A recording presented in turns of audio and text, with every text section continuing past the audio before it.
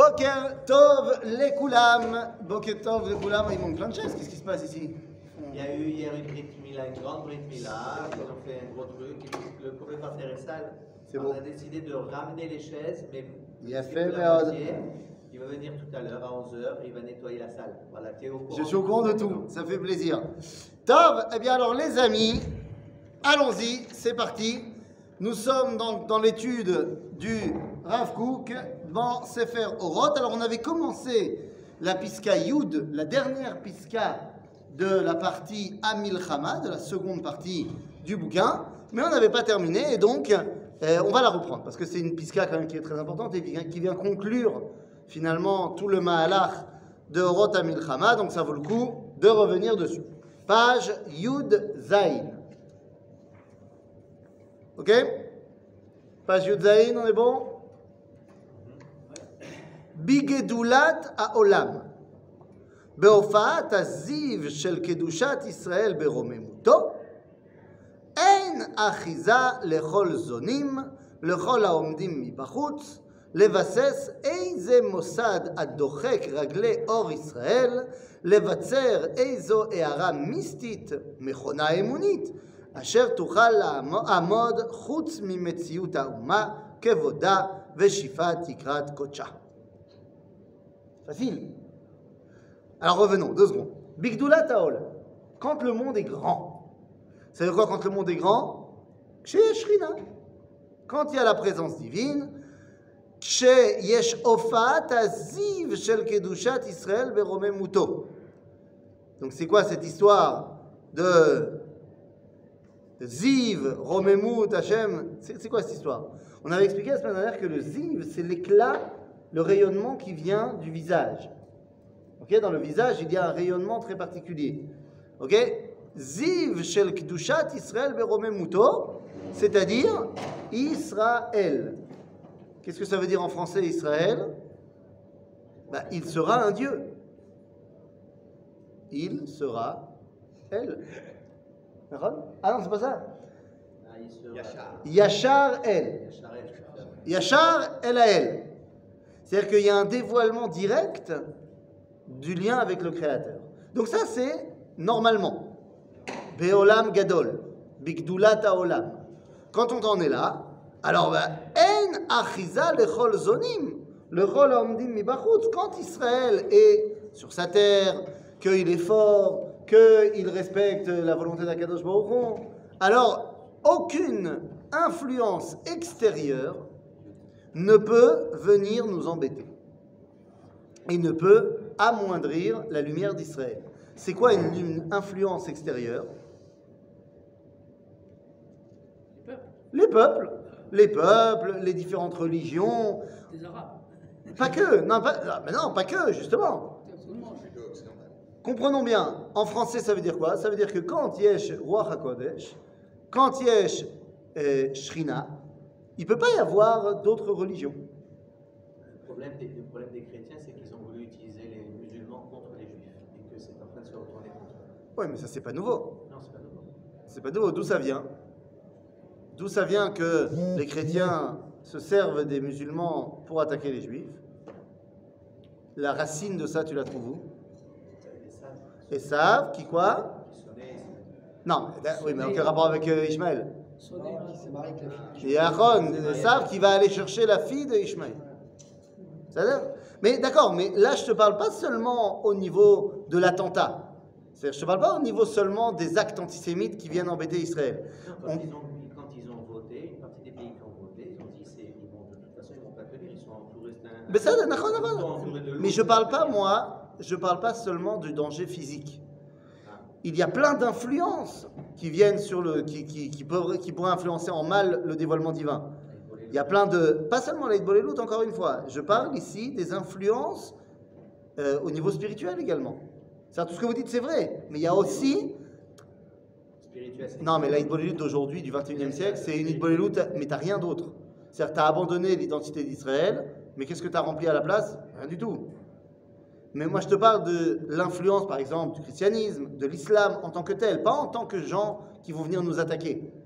Mais toutes ces idéologies qui pourraient venir remplacer l'idéologie du dévoilement divin. Ok? Donc il te dit, quand tu es au top, il ne peut pas y avoir d'influence extérieure. D'accord?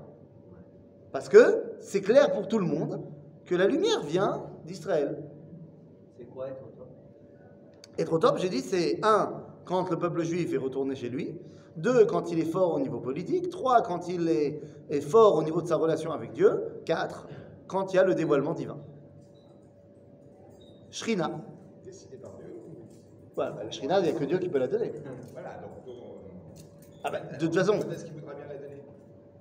Faut voir, je sais pas. Il nous a déjà donné le retour à la maison, il nous a donné un pays fort, et il nous a donné la possibilité de revenir à lui. Alors on a envie de croire que c'est ce qu'on va faire qui fera que la Chine. Ah bah c'est évident qu'il y a une date butoir où Akadosh Baruch Hu, il emmène sa Shrina quoi qu'il arrive. C'est-à-dire c'est l'an 6000. Qui va brûler. Qui va? Qui pourrait brûler. Brûler quoi?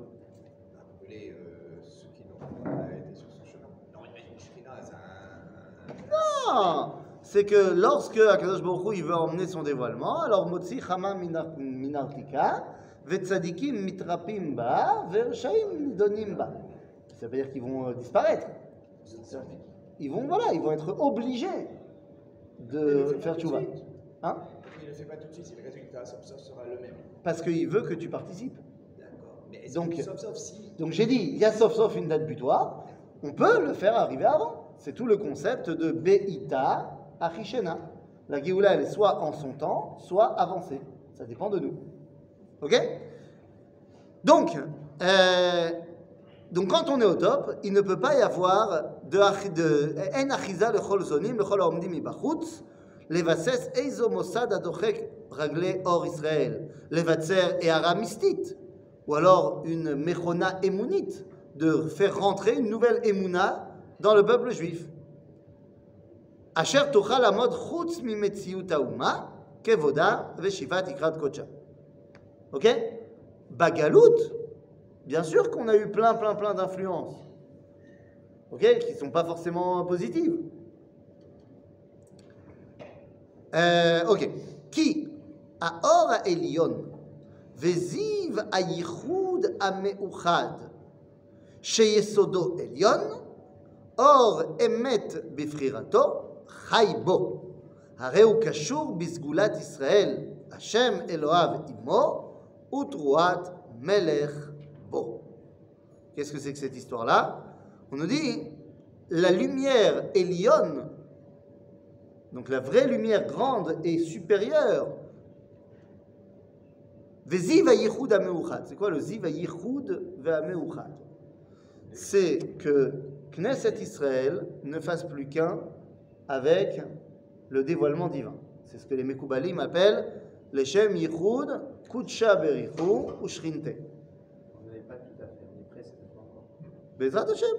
Maintenant, dans le langage, dans la traduction du langage kabbaliste, donc Kudsha Berichu, c'est le dévoilement divin, la Shrina. Shrinte, c'est nous, Am Israël. Et donc, il faut qu'il y ait un Yichud Meyuchad entre les deux. Comment ça marche? Eh bien, il y a deux formes de Yichud Hashem. Deux Yichud, c'est réunion. Belashon Echad. Donc, il y a deux formes de Yichudim. Il y a ce qu'on appelle Yichud Elion, et c'est de cela que parle ici le Rav Kook. Et il y a ce qu'on appelle Elion, c'est haut. Al. Ouais, Elion, mais Al.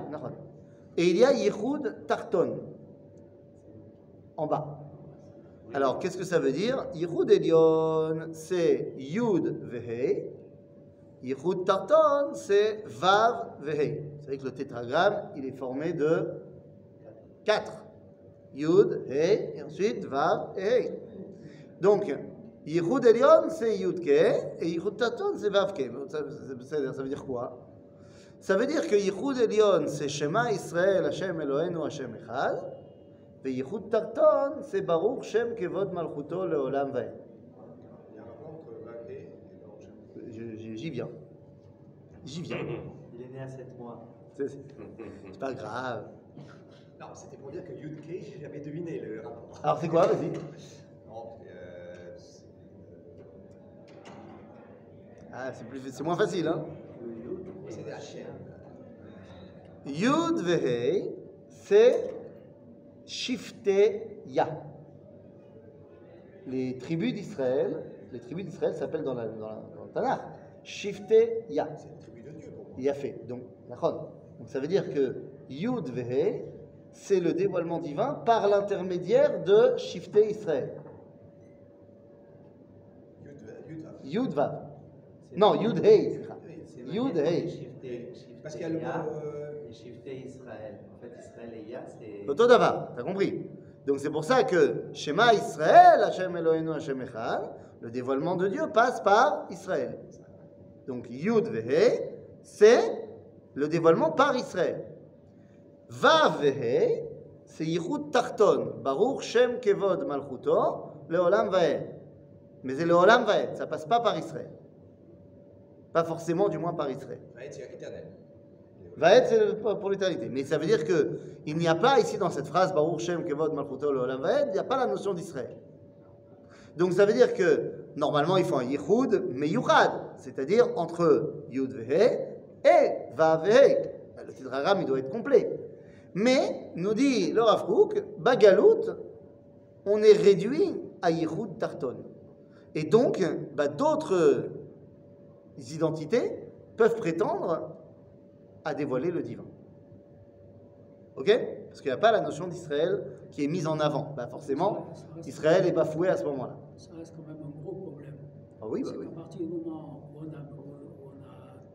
a goûté à la galoute, c'est très difficile de la sortir de la tête, la galoute. Alors oui et non. Non, je vais t'expliquer, tu as raison, mais en fait oui et non, et je vais te dire pourquoi tu parles comme ça. Tu parles comme ça parce que, par exemple, tu es né, si je ne m'abuse, après le décret Crémieux. 42. Heureusement. 70. Ce petit jeu. Ah non. Le décret Crémieux, c'est 1870. Sur le chiffre exact? Ben, je vais le trouver. Je suis pas si. Bon, c'est dans ces eaux-là, quoi, en tout cas. Je suis pas si vieux que ça. T'as vu? Donc tu es né après le décret Crémieux. Ouais, Donc ça veut dire que quand tu es né en Algérie, tu étais français. Et donc tu avais une condition de vie, bon, pas trop mal. C'est pas du tout la même chose quand un juif est né en plein milieu d'un exil terrible où le simple fait d'être juif fait que tu vas te prendre des coups toutes les 5 minutes. Ça va empêcher la France. Je dis pas que ça a empêché, je dis que la situation du juif avant la Révolution française est quand même sacrément moins bonne que la situation du juif à partir du moment où il a reçu l'émancipation, l'égalité des droits, la citoyenneté, et ainsi de suite. Donc bien sûr qu'il y a encore de l'antisémitisme, mais le fait que... Excuse-moi, ce que je veux dire quand même, ce que je veux dire par là, c'est que bien sûr chacun il a souffert de tout ça, mais ce que je veux dire par là, c'est que ce qu'on a appris là-bas, ce qu'on a appris en Galoute, même quand on vient en Israël... Je suis d'accord avec toi. Je dis simplement que c'est parce que tu as vécu... Je suis d'accord avec toi. Je dis que c'est parce que tu as vécu à la fin de la Galoute où la Galoute a arrêté d'être invivable. Mais si on avait eu cette discussion avant que la Galoute ne devienne un peu meilleure et qu'on serait resté en plein milieu des croisades, ben je peux t'assurer que tu n'aurais eu aucun mal à quitter la Galoute. C'est-à-dire qu'au moment où la Galoute elle est invivable pour les Juifs, bah, c'est Besséder Gamour de la quitter. Mais à chaque fois qu'on va arriver à la Géoula, avant la Géoula, la Galoute devient sympa. Comme en Égypte où l'esclavage a terminé avant qu'on sorte d'Égypte, comme à l'époque grecque où il y a eu toute une période où c'était sympa d'être juif, les Grecs ils nous toléraient, et aujourd'hui où pendant près de 150 ans avant la Géoula, la condition des Juifs s'est améliorée. Pourquoi ?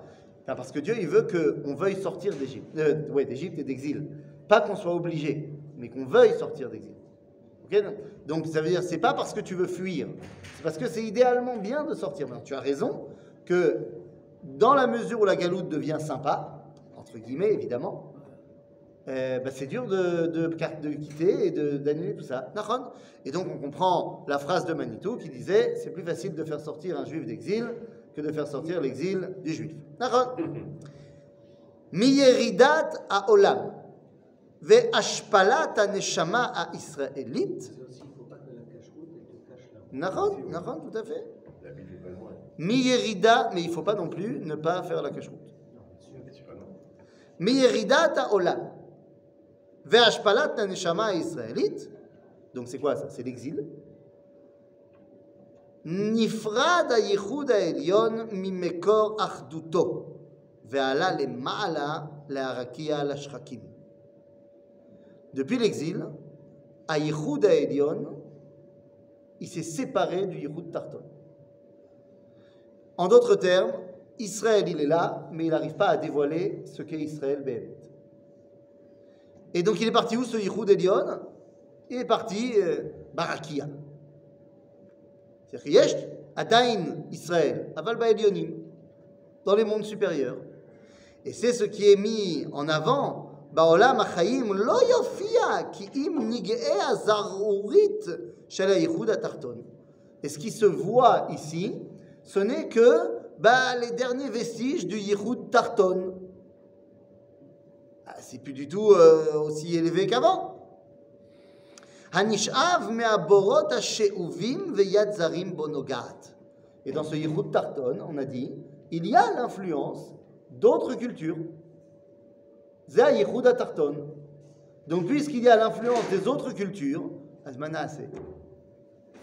Alors que faire? וכנסת ישראל תחיל ותזעק בחבליה. מה זה? מה זה Israël crie cette douleur-là? C'est quoi la douleur? C'est que nous, on sait ce qu'on doit faire et on voit à quel point on ne peut pas le faire. C'est terrible. Ok? Et on te dit, Anishav mi borot she'uvim, c'est-à-dire c'est mamash, c'est pas de chez nous, quoi. On est sho'avim et ze b'makom acher. Et là, regardez ce qu'il nous dit, le Rav Kook. Oy nali ki ayefa nafshi. C'est Sefer Yov. Oy nali ki ayefa nafshi. Liot ayef, ça n'a rien à voir avec quelqu'un qui aurait une fatigue physique et qui serait en train de bâiller, ou qui aurait les yeux qui se ferment. Ça n'a rien à voir. Comment on dit être fatigué physiquement en hébreu juif, pas en hébreu moderne de l'Ulpan? Fatigué physiquement? Ouais. Ayef. Comment tu dis? Ayef. Oui, à l'Ulpan, tu dis Ayef. Mais qu'est-ce que tu dis tous les matins dans ta tfila? Baruch ata Hashem, Elokeinu melech haolam, hanoten. C'est qui? Ah, non mais j'ai bien compris que tu lui donnes Koach, mais à qui tu donnes le Koach? Yaef. La Yaef Koach. Et non pas la Ayef. Eh ben oui, fais attention à ce qu'on dit le matin. Tous les matins. T'as vu, on est encore trop fatigué à ce moment-là. Il y a une différence entre Ayef et Yaef. On a inversé le Yud et le Aïn. D'accord? Alors, quand on veut dire fatigué physiquement, c'est Yaef. Et donc, on demande tous les matins que Dieu nous donne à la Yaef Koach. Mais celui qui est Ayef, c'est Ayefa Nafshi. C'est la Neshama. Ok? Alors oui, en hébreu moderne, on dit Ayef pour tout le monde, mais c'est important de savoir qu'est-ce que c'est pour de vrai. Et donc on te dit Ayefa Nafshi. Razé Torah lachitzonim nimsaru. Oh waouh. Bagalout, les secrets de la Torah ont été donnés à des étrangers. C'est de qui il parle? De quoi il parle? Oui, mais de quoi il parle exactement? Ah, la traduction de la Torah en grec, c'est pas ça. Parce que ça, c'est quand la Torah chez Birtav, la Zarim Nimtzera. Mais c'est pas Razé Torah. Razé Torah, c'est Torah Takabala, les secrets de la Torah. Donc quand est-ce que c'est arrivé que les secrets de la Torah ont été donnés aux étrangers? C'est avant Madonna, le christianisme. Le christianisme. Le christianisme, c'est Razé Torah qui sont tombés dans des oreilles qu'il fallait pas. Arrête, c'est quoi la base de la théologie chrétienne? C'est que Jésus, c'est qui? Le Fils de Dieu. Non, Il a dit. c'est le Fils de Dieu. Comme ça, il a dit. C'est-à-dire, Fils de Dieu. Alors, dis-moi, Bémet, d'où ils ont pris ça? Moi aussi, je suis son fils. Toi aussi, t'es ton fils. Et pourtant, on ne se prosterne pas devant toi. De quoi? On ne se prosterne pas devant toi. Devant tout le monde? Devant toi et tout le monde, on se prosterne. Tout celui qui est proche de Kadosh Baruch Hu. On se prosterne devant lui.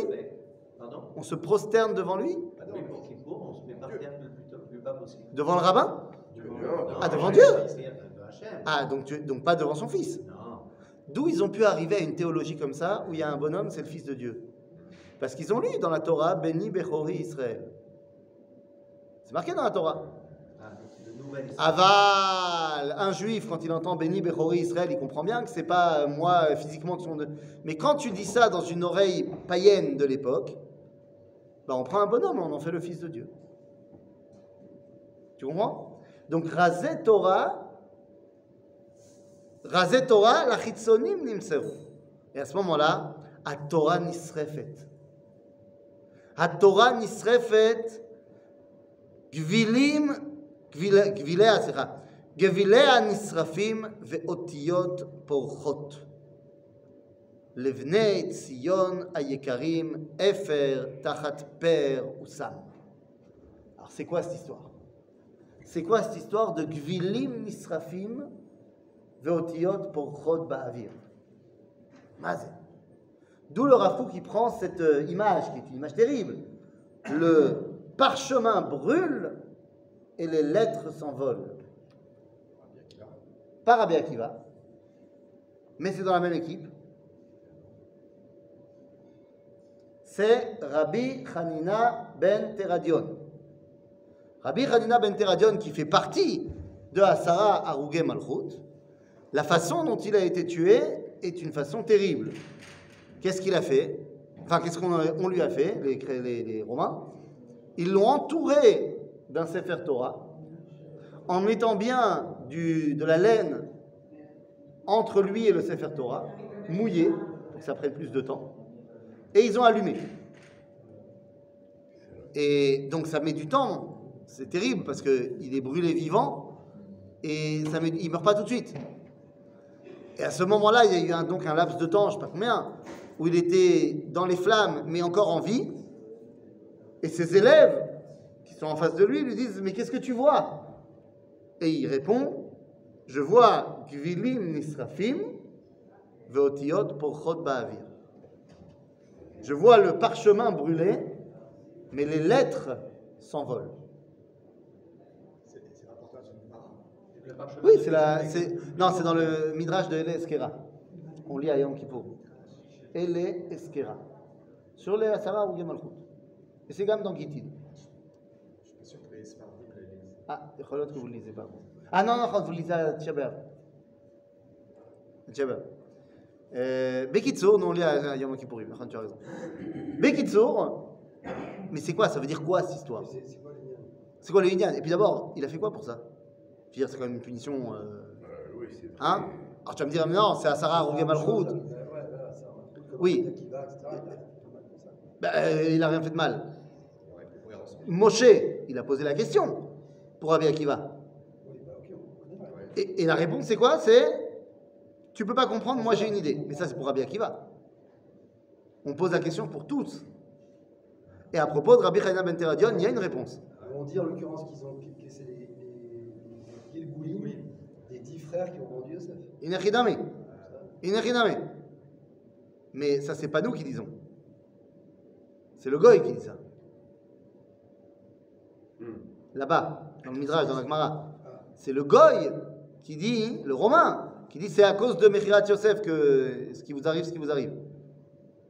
Ce qui est d'ailleurs évidemment faux, parce que, enfin, je veux dire, il n'a pas pu dire ça à qui que ce soit. Les Asara Harugei Malchut, ils ne sont pas contemporains. Ils s'étendent sur plus de à peu près 100 ans de différence. Donc c'est pas. Mais il y a une vraie responsabilité quelque part.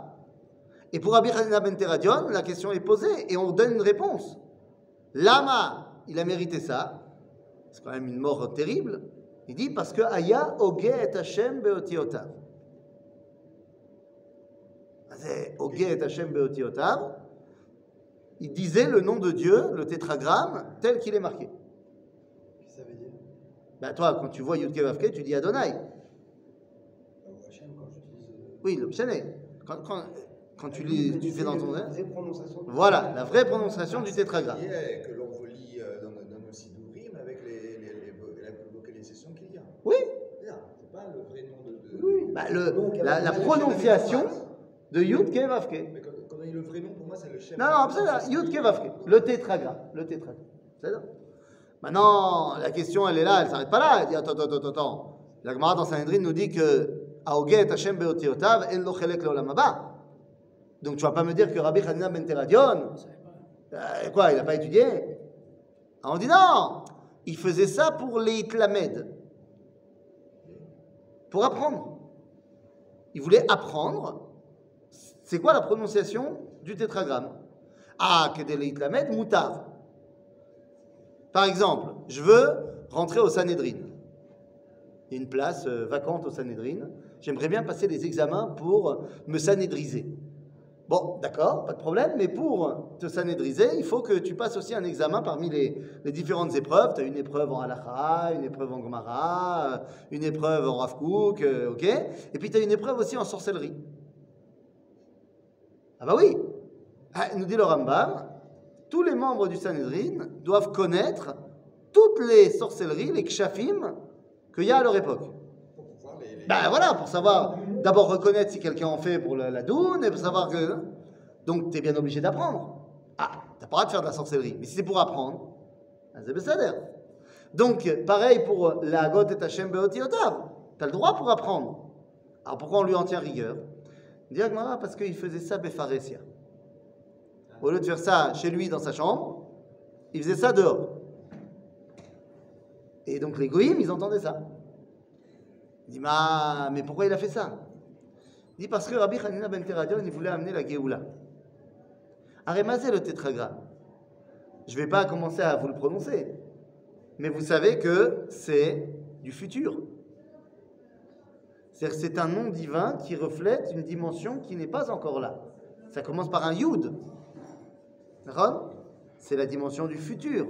Donc, si tu veux dévoiler quelque chose dans le présent, mais qui n'est pas encore de la dimension du présent, c'est-à-dire tu vas amener la Géoula trop tôt, c'est pas le moment, ça peut avoir des conséquences terribles.